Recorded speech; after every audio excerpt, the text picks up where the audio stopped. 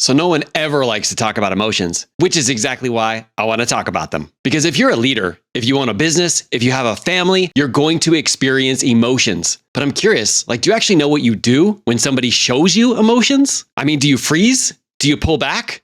Do you have no idea what to do next? What do you do when you experience emotions yourself? Well, I have to let you know that if you have not actually thought about what you do, you're giving up your greatest opportunity in the world, which is why I want to show you how to stop giving up that opportunity in 5 simple steps. Are you ready? Let's go.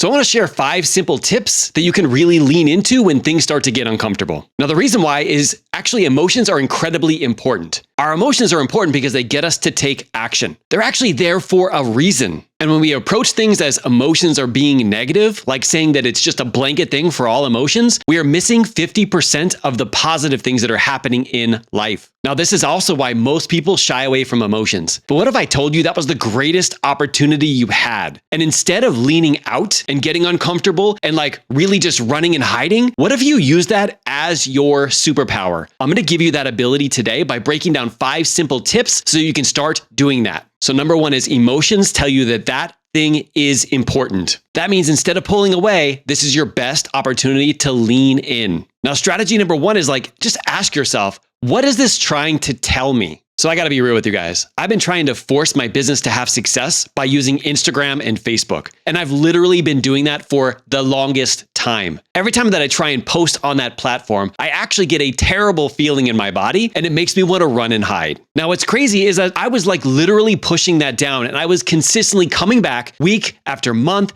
after year to try and force the same thing. I didn't realize that I can actually use the fact that I was experiencing those emotions, that they were trying to actually tell me something. I just wasn't willing to listen. So now if you're watching me on YouTube, you found out that I finally have decided to listen to those emotions. And as a matter of fact, now that I'm here, now that I'm making these videos, now that I'm plugging into my podcast, I'm more on fire than ever because I've stopped ignoring those emotions. Now, the second thing is that emotions get you to take action. Now, a lot of times we don't even realize this, but it's like an instantaneous reaction, meaning something happens to us on the outside. We have this interpretation in our brain and we feel something in our body, but that doesn't happen consciously. It actually happens unconsciously, but it gets us to take action. When you're angry, when you're frustrated, you will take a certain action. And most of the time, it's not you being an effective leader. But when you're excited, when you're happy, when you're ecstatic, when you feel like you're in control, you will actually take more actions that are in congruence with what you truly want to create. But how do we do that in the moment when somebody let's say pisses us off or gets us frustrated? That's why for strategy number 2, you need to make sure that you have some time in between the stimulus, the things that happen on the outside, and your response. Giving yourself enough time after that thing happens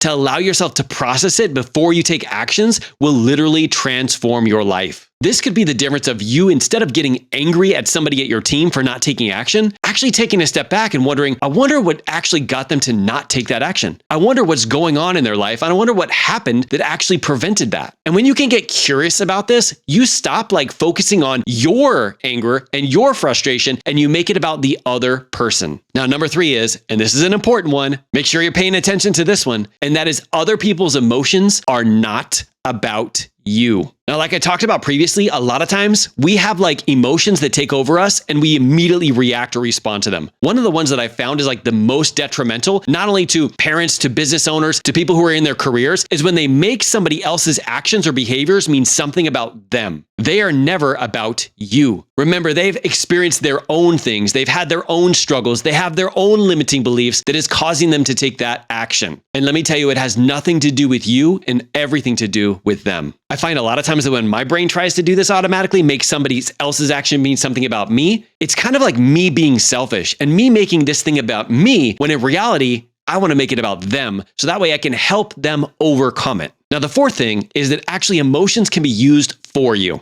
I want you to think about this. Aren't there things in the world that pain you, that because they're there, they actually make you want to just get up and take action? So many times there's actually pain in the world. And because there's pain in the world and people who are willing to go out there and to take action to correct it, we don't realize that we're able to use those feelings to actually go out and make a true impact. Can you imagine what life would look like if the powerful leaders in the past didn't step up and actually use those emotions for them? Now, how you can really use this fourth strategy is you can make sure that you identify what actually fires you up. So when you can find out what makes you tick, whether it's purpose, potential, love, hope, abundance, whatever that is for you, really lean in. But a bonus strategy is make sure that you help identify what makes other people tick. Because when you can tap into that, your impact is literally exponential. And the fifth one is to do the opposite of what everybody else does. Hear me out on this one. Your willingness to get uncomfortable, whether it's in your business, in your career, as a parent, as a spouse, literally has everything to do with your success. If you're willing to help out when other people get emotional, if you're willing to face it when you get emotional, that is your greatest opportunity for growth. And this isn't just all about building a business and making money. This is being more effective at helping humans. Because when you're able to actually help people solve their problems, your business will thrive. Now, if you're wondering another way of how leaders operate and think differently, this next video is for you because leaders think and operate differently.